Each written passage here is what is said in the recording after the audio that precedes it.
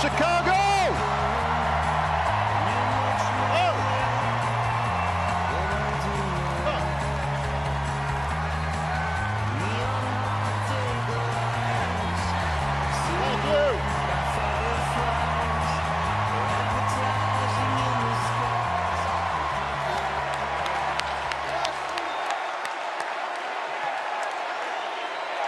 Thank you. Thank you, everybody. Thank you.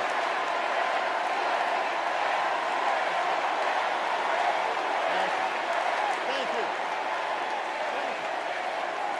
All right. That's enough. Thank you. Chicago, it's good to be home. It is good to be home, and I don't know about you, but I'm feeling fired up.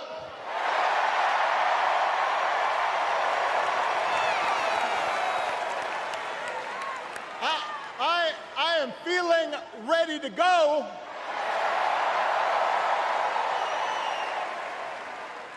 Even if I am the only person stupid enough to speak after Michelle Obama.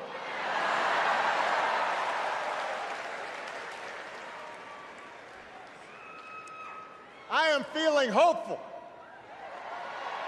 because this convention has always been pretty good to kids with funny names who believe in a country where anything is possible.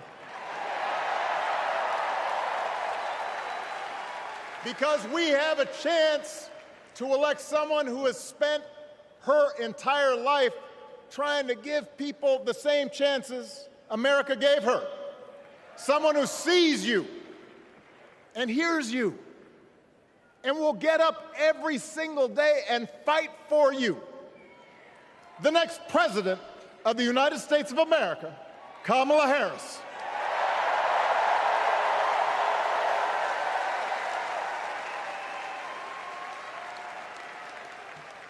It's been 16 years since I had the honor of accepting this party's nomination for president. And I know that's hard to believe because I have not aged a bit. But it's true. And looking back, I can say without question that my first big decision as your nominee turned out to be one of my best. And that was asking Joe Biden to serve by my side as vice president.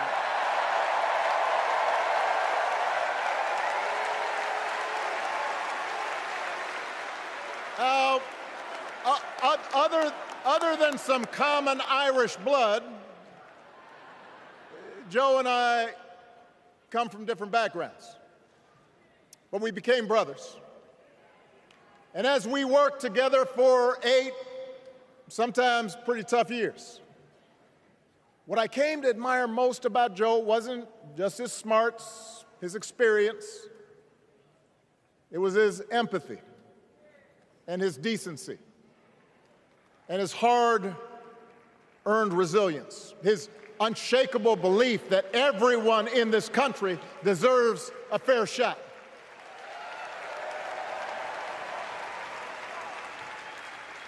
And over the last 4 years, those are the values America has needed most. At a time when millions of our fellow citizens were sick and dying, we needed a leader with the character to put politics aside and do what was right. At a time when our economy was reeling, we needed a leader with the determination to drive what would become the world's strongest recovery. 15 million jobs, higher wages, lower health care costs. At a time when the other party had turned into a cult of personality, we needed a leader who was steady and brought people together and was selfless enough to do the rarest thing there is in politics, putting his own ambition aside for the sake of the country.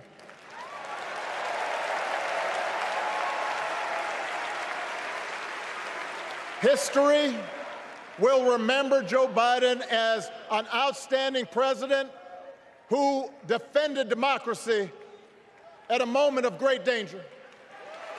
And I am proud to call him my president, but I am even prouder to call him my friend.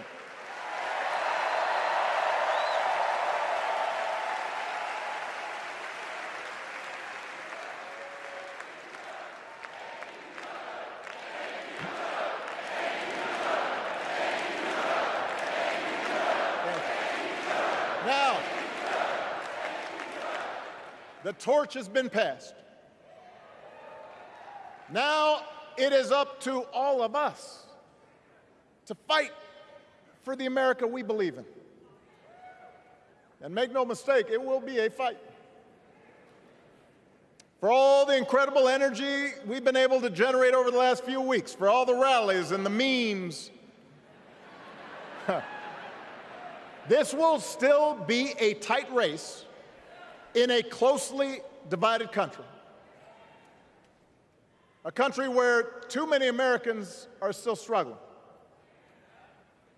where a lot of Americans don't believe government can help. And as we gather here tonight, the people who will decide this election are asking a very simple question. Who will fight for me? Who's thinking about my future, about my children's future, about our future together? One thing is for certain, Donald Trump is not losing sleep over that question.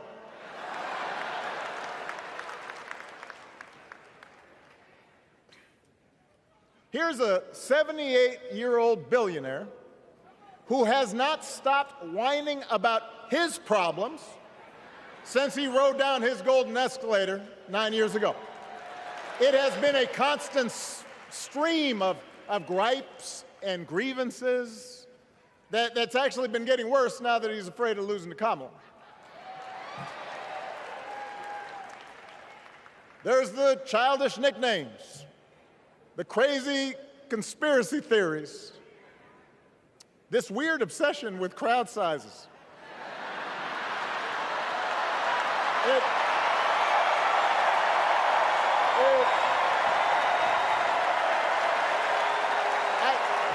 It just goes on and on and on.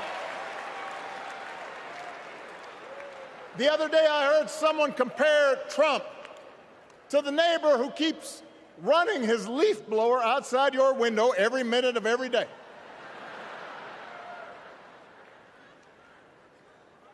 Now, from a neighbor, that's exhausting. From a president, it's just dangerous. The truth is, Donald Trump sees power as nothing more than it means to his ends. He wants the middle class to pay the price for another huge tax cut that would mostly help him and his rich friends. He killed a bipartisan immigration deal written in part by one of the most conservative Republicans in Congress that would have helped secure our southern border because he thought trying to actually solve the problem would hurt his campaign. He doesn't. Do not boo. Vote.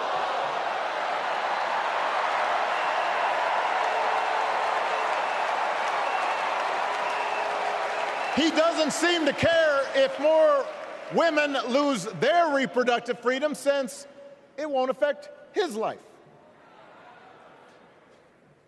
And most of all, Donald Trump wants us to think that this country is hopelessly divided between us and them, between the real Americans, who of course support him, and the outsiders who don't. And he wants you to think that you'll be richer and safer if you will just give him the power to put those other people back in their place. It is one of the oldest tricks in politics from a guy who has let's face it, gotten pretty stale. We do not need 4 more years of bluster and bumbling and chaos. We have seen that movie before, and we all know that the sequel is usually worse.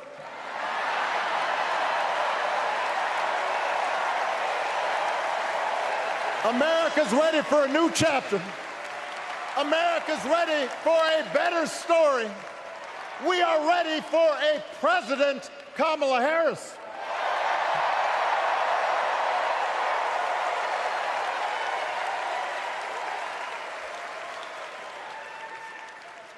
And Kamala Harris is ready for the job. This is a person who has spent her life fighting on behalf of people who need a voice and a champion. As you heard from Michelle, Kamala was not born into privilege. She had to work for what she's got. And she actually cares about what other people are going through. She's not the neighbor running the leaf blower. She's the neighbor rushing over to help when you need a hand. As a prosecutor, Kamala stood up for children who had been victims of sexual abuse. As an attorney general of the most populous state in the country, she fought big banks and for-profit colleges, securing billions of dollars for the people they had scammed. After the home mortgage crisis, she pushed me and my administration hard to make sure homeowners got a fair settlement. Didn't matter that I was a Democrat. Didn't matter that she had knocked on doors for my campaign in Iowa. She was going to fight to get as much relief as possible for the families who deserved it.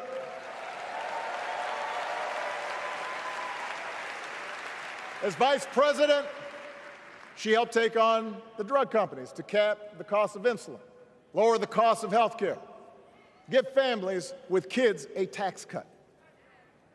And she is running for president with real plans to lower costs even more and protect Medicare and Medicaid, and sign a law to guarantee every woman's right to make her own health care decisions.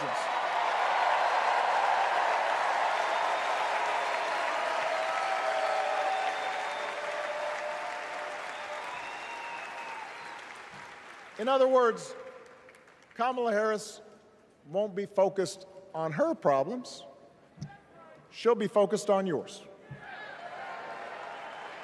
As president, she won't just cater to her own supporters and punish those who refuse to kiss the ring or bend the knee. She'll work on behalf of every American. That's who Kamala is. And in the White House, she will have an outstanding partner in Governor Tim Walz.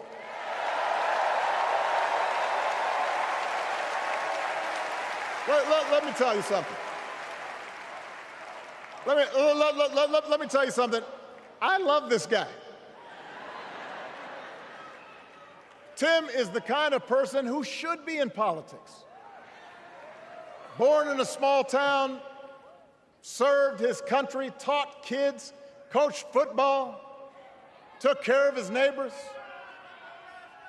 He knows who he is, and he knows what's important. You can tell those flannel shirts he wears don't come from some political consultant. They come from his closet, and they have been through some stuff.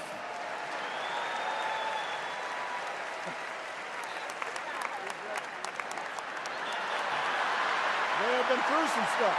That's right.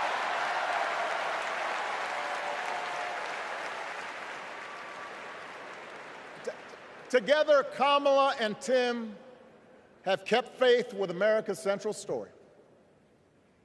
A story that says we are all created equal. All of us endowed with certain inalienable rights, that everyone deserves a chance, that even when we don't agree with each other, we can find a way to live with each other. That's Kamala's vision. That's Tim's vision. That's the Democratic Party's vision. And our job over the next 11 weeks is to convince as many people as possible to vote for that vision. Now, it won't be easy. The other side knows it's easier to play on people's fears and cynicism, always has been. They will tell you that government is inherently corrupt, that sacrifice and generosity are for suckers. And since the game is rigged, it's okay to take what you want and just look after your own. That's the easy path. We have a different task. Our job is to convince people that democracy can actually deliver. And in doing that, we can't just point to what we've already accomplished. We can't just rely on the ideas of the past. We need to chart a new way forward to meet the challenges of today. And Kamala understands this. She knows, for example, that if we want to make it easier for more young people to buy a home, we need to build more units and clear away some of the outdated laws and regulations that made it harder to build homes for working people in this country. That is a priority, and she's put out a bold new plan to do just that.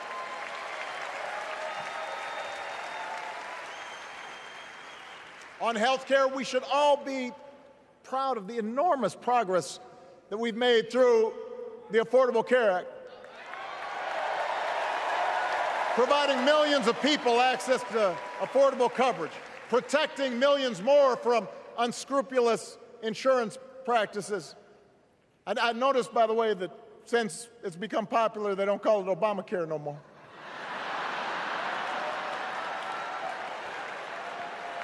But Kamala knows we can't stop there, which is why she'll keep working to limit out-of-pocket costs. Kamala knows that if we want to help people get ahead, we need to put a college degree within reach of more Americans. But she also knows college shouldn't be the only ticket to the middle class. We need to follow the lead of governors like Tim Walz, who said, if you've got the skills and the drive, you shouldn't need a degree to work for state government.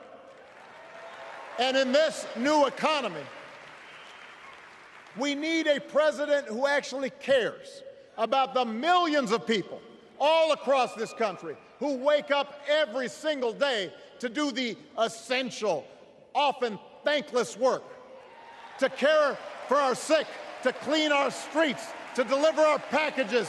We need a president who will stand up for their right to bargain for better wages and working conditions. And Kamala will be that president.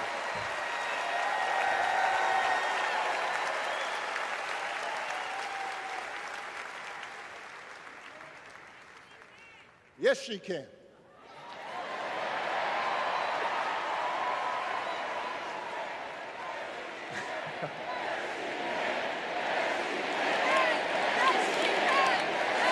Yes, she can.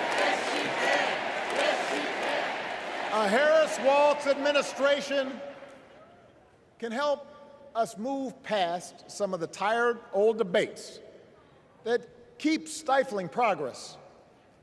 Because at their core, Kamala and Tim understand that when everybody gets a fair shot, we are all better off. They understand that when every child gets a good education, the whole economy gets stronger. When women are paid the same as men for doing the same job, all families benefit.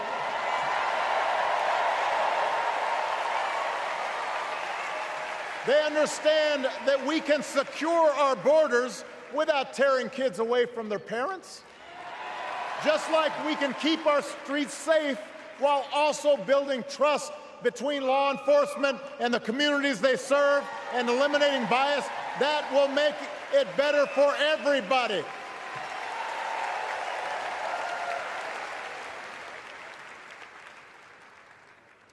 Donald Trump and his well-heeled donors, they don't see the world that way. For them, one group's gains is necessarily another group's loss. For them, freedom means that the powerful can do pretty much what they please, whether it's fire workers trying to organize a union, or put poison in our rivers, or avoid paying taxes like everybody else has to do. Well, we have a broader idea of freedom. We believe in the freedom to provide for your family if you're willing to work hard. The freedom to breathe clean air and drink clean water and send your kids to school without worrying if they'll come home. We believe that true freedom gives each of us the right to make decisions about our own life, how we worship, what our family looks like, how many kids we have, who we marry. And we believe that freedom requires us to recognize that other people have the freedom to make choices that are different than ours. That's okay.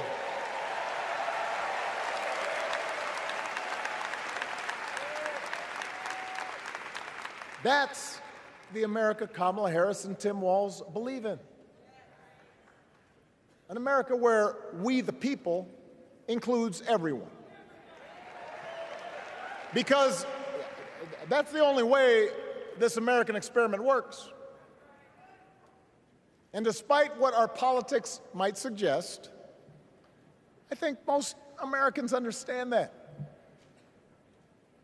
Democracy isn't just a bunch of abstract principles and dusty laws in some book somewhere. It's the values we live by. It's the way we treat each other, including those who don't look like us, or pray like us, or see the world exactly like we do.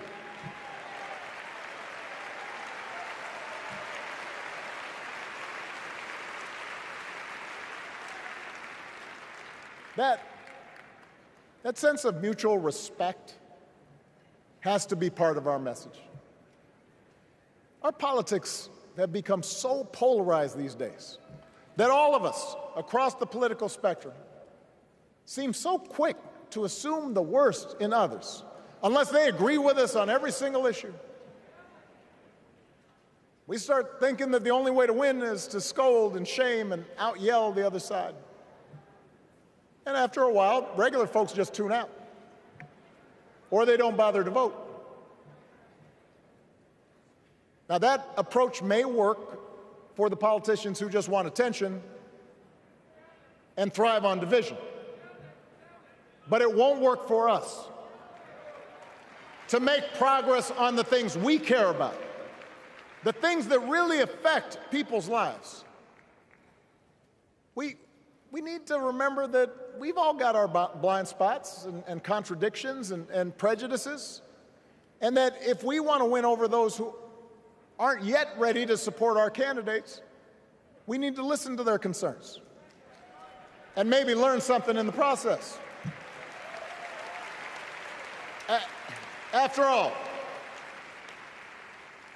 if a parent or grandparent occasionally says something that makes us cringe,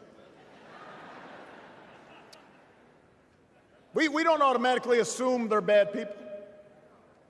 We recognize that the world is moving fast, that they need time and maybe a little encouragement to catch up. Our fellow citizens deserve the same grace we hope they'll extend to us.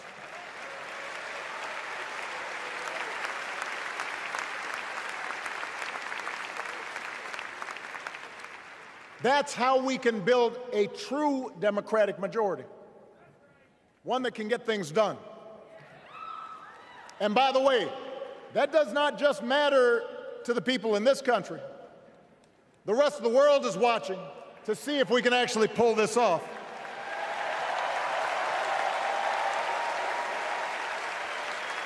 No nation, no society has ever tried to build a democracy as big and as diverse as ours before. One that includes people that over decades have come from every corner of the globe. One where our allegiances and our community are defined not by race or blood, but by a common creed. And that's why when we uphold our values, the world's a little brighter. When we don't, the world's a little dimmer. And dictators and autocrats feel emboldened. And over time, we become less safe. We shouldn't be the world's policemen, and we can't eradicate every cruelty and injustice in the world. But America can be and must be a force for good, discouraging conflict, fighting disease, promoting human rights, protecting the planet from climate change, defending freedom, brokering peace. That's what Kamala Harris believes, and so do most Americans.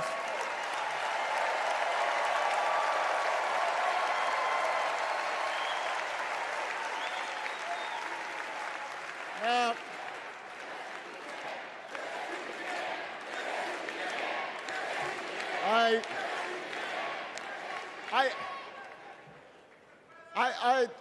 I know these ideas can feel pretty naive right now. We live in a time of such confusion and rancor, with a culture that puts a premium on things that don't last. Money, fame, status, likes. We chase the approval of strangers on our phones. We build all manner of walls and fences around ourselves, and then we wonder why we feel so alone.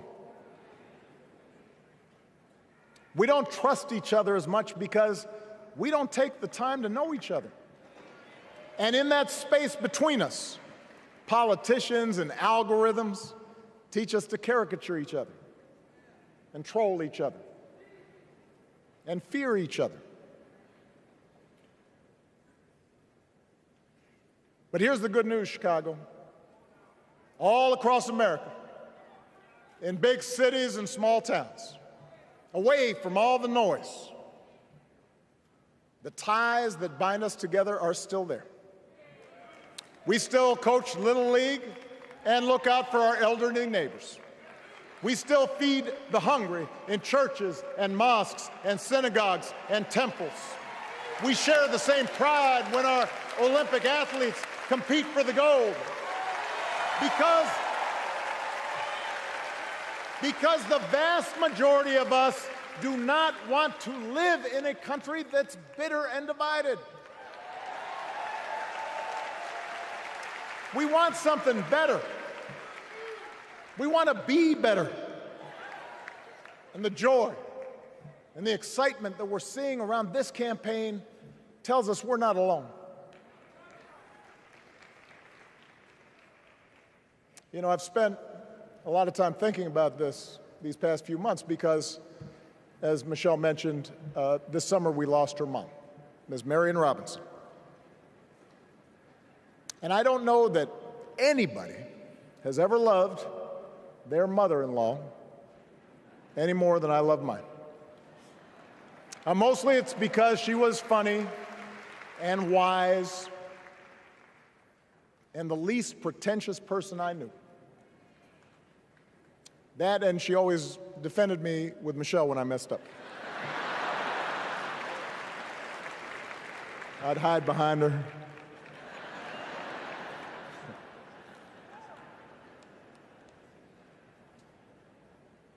But I also think one of the reasons Mary and I became so close was she reminded me of my grandmother, the woman who helped raise me as a child.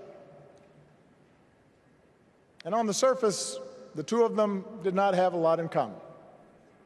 One was a black woman from right here, south side of Chicago, right down the way. Went to Englewood High School. The other was a little old white lady born in a tiny town called Piru, Kansas. Now, I know there aren't that many people from Piru.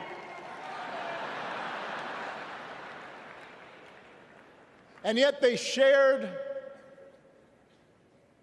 a basic outlook on life. They were strong, smart, resourceful women, full of common sense, who, regardless of the barriers they encountered, and women growing up in the 40s and 50s and 60s, they encountered barriers. They still went about their business without fuss or complaint and provided an unshakable foundation of love for their children and their grandchildren. In that sense, they both represented an entire generation of working people who, through war and depression, discrimination and limited opportunity, helped build this country. A lot of them toiled every day at jobs that were often too small for them and didn't pay a lot. They willingly went without just to keep a roof over their families' heads, just to give their children something better. But they knew what was true. They knew what mattered. Things like honesty and integrity, kindness and hard work. They weren't impressed with braggarts or bullies. They didn't think putting other people down lifted you up or made you strong. They didn't spend a lot of time obsessing about what they didn't have. Instead, they appreciated what they did. They found pleasure in simple things: a card game with friends, a good meal, and laughter around the kitchen table, helping others, and most of all, seeing their children do things and go places that they would have never imagined for themselves.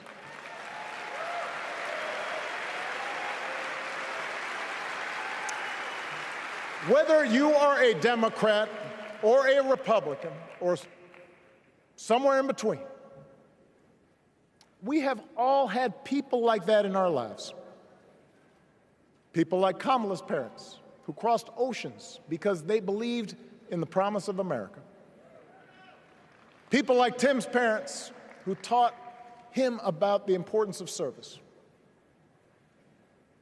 Good, hard-working people who weren't famous or powerful, but who managed in countless ways to leave this country just a little bit better than they found it. As much as any policy or program, I believe that's what we yearn for. A return to an America where we work together and look out for each other. A restoration of what Lincoln called, on the eve of Civil War, our bonds of affection. An America that taps what he called the better angels of our nature. That is what this election is about. And I believe that's why, if we each do our part over the next 77 days, if we knock on doors, if we make phone calls, if we talk to our friends, if we listen to our neighbors, if we work like we've never worked before, if we hold firm to our convictions, we will elect Kamala Harris as the next President of the United States, and Tim Walz as the next Vice President of the United States. We will elect leaders up and down the ballot who will fight for the hopeful, forward-looking America we all believe in, and together we too will build a country that is more secure and more just, more equal, and more free. So let's get to work. God bless you, and God bless the United States of America.